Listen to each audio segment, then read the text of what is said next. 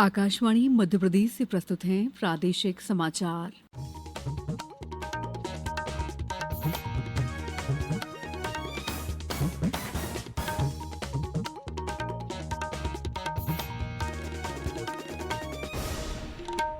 नमस्कार, समाचारों के साथ मैं दीपा सिंह। प्रधानमंत्री नरेंद्र मोदी ने कहा है कि नीट पेपर लीक मामले के बाद पिछले 2.5 महीने में कई कदम उठाए गए हैं और दोषियों को गिरफ्तार कर जेल भेजा गया है। कल रात एक वीडियो संदेश में श्री मोदी ने कहा कि पेपर लीक कोई छोटा मुद्दा नहीं है, ये लाखों विद्यार्थियों और अभिभावकों के लिए बेहद पीड़ादायक है।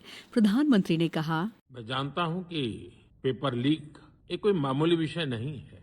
लाखों विद्यार्थी और उनके अभिभावकों के लिए बहुत ही पीड़ादायक है और इसलिए पेपर लीक घटना से अब तक पिछले 2.5 महीनों में अनेक विध कदम उठाए गए, गुनहगारों को पकड़ा गया है, वे जेल में पड़े हैं। हमारा सबसे महत्वपूर्ण जिम्मा था कि विद्यार्थियों का एक वर्ष बर्बाद न हो। सरकार ने अभी कम से कम समय में 22 लाख जितने विद्यार्थियों के एग्जाम हो जाए, इसका प्रबंध किया। सोनम वांगचुक ने अपना अनशन समाप्त कर दिया है। केंद्रीय मंत्री जेपी नड्डा और जितेंद्र सिंह ने गुरुग्राम के मेदांता अस्पताल में वांगचुक से मुलाकात की थी। इसके बाद वांगचुक ने छात्रों की चिंताओं पर सरकार के भरोसे के बाद अनशन खत्म करने का फैसला लिया। केंद्रीय मंत्रियों ने इसे केंद्र सरकार की प्रतिबद्धता पर छात्रों के भरोसे का प्रतीक बताया है। मुख्यमंत्री डॉ मोहन यादव आज पन्ना जिले के दौरे पर रहेंगे। वे यहां करीब 204 करोड़ रुपए लागत के 22 विकास कार्यों की सौगात देंगे। मुख्यमंत्री करीब 95 करोड़ रुपए के 6 विकास कार्यों का लोकार्पण भी करेंगे। साथ ही करीब 110 करोड़ रुपए के 16 विकास कार्यों का भूमि पूजन करेंगे। इनमें कई स्कूल और कॉलेज भवनों के निर्माण, बैराज योजना और सड़क निर्माण जैसे कार्य शामिल हैं। केंद्रीय मंत्री ज्योतिरादित्य सिंधिया आज ग्वालियर और दतिया जिले के दौरे पर हैं। उन्होंने सुबह मां पीताम्बरा पीठ पहुंचकर मां बगलामुखी के दर्शन किए। इसके बाद वे दतिया उपचुनाव में भाजपा प्रत्याशी आशुतोष तिवारी के समर्थन में जनसभा को संबोधित करेंगे। ग्वालियर में श्री सिंधिया ने नीट पेपर लीक मामले पर प्रतिक्रिया भी दी। उन्होंने कहा कि दोषियों पर कठोरतम कार्रवाई होगी। उन्होंने कहा कि पेपर लीक पर कठोरतम दंड का प्रस्ताव केंद्रीय कैबिनेट में लाया जाएगा, जिससे भविष्य के पेपर सुरक्षित रहेंगे। जम्मू श्रीनगर नेशनल हाईवे लगातार छठे दिन भी बंद है। लगातार बारिश के कारण कई जगहों पर भूस्खलन और पत्थर गिरने की घटनाएं हुई हैं। इसके चलते श्री अमरनाथ जी यात्रा, माता वैष्णो देवी यात्रा और शिव खोरी यात्रा सहित सभी प्रमुख धार्मिक यात्राएं स्थगित रही हैं। नॉर्दर्न रेलवे ने श्रीनगर और कटरा के बीच एक स्पेशल ट्रेन चलाकर 600 पर्यटकों को घाटी से बाहर निकाला।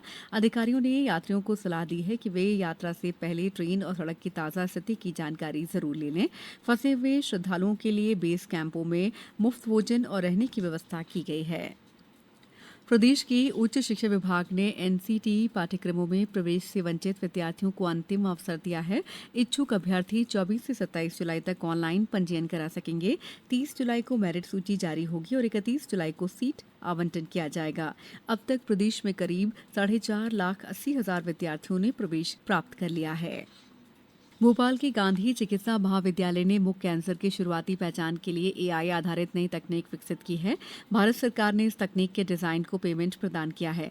महाविद्यालय के डेंटल सर्जरी विभाग ने मुख आरोग्य नाम का एआई आधारित मोबाइल ऐप भी तैयार किया है। इस ऐप का उपयोग आशा कार्यकर्ता और स्वास्थ्यकर्मी कर सकेंगे, जिससे ग्रामीण इलाकों के लोगों को खास फायदा मिलेगा। प्रदेश के उच्च शिक्षा मंत्री इंदर सिंह परमार ने हर साल 26 दिसंबर को मनाए जाने वाले वीर बाल दिवस को भारत स्काउट्स और गाइड्स के कार्यक्रम में शामिल कर व्यापक स्तर पर मनाने के निर्देश दिए हैं। मंत्री परमार की अध्यक्षता में कल स्काउट्स और गाइड्स की राज्य परिषद की विशेष बैठक हुई। और अब बात मौसम की। प्रदेश में मानसून ने फिर रफ्तार पकड़ ली है। मौसम विभाग ने आज श्योपुर, मंदसौर, रतलाम, अलीराजपुर और पन्ना जिले के लिए भारी बारिश की चेतावनी जारी की है। इन जिलों में अगले 24 घंटों में करीब 4 इंच तक बारिश हो सकती है। भोपाल, इंदौर, उज्जैन सहित 40 से ज्यादा जिलों में हल्की से मध्यम बारिश होने की संभावना है। अब कुछ समाचार संक्षेप में।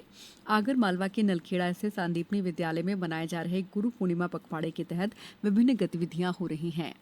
इस बुलेटिन में बस इतना ही। अगला बुलेटिन शाम 7:10 पर। नमस्कार।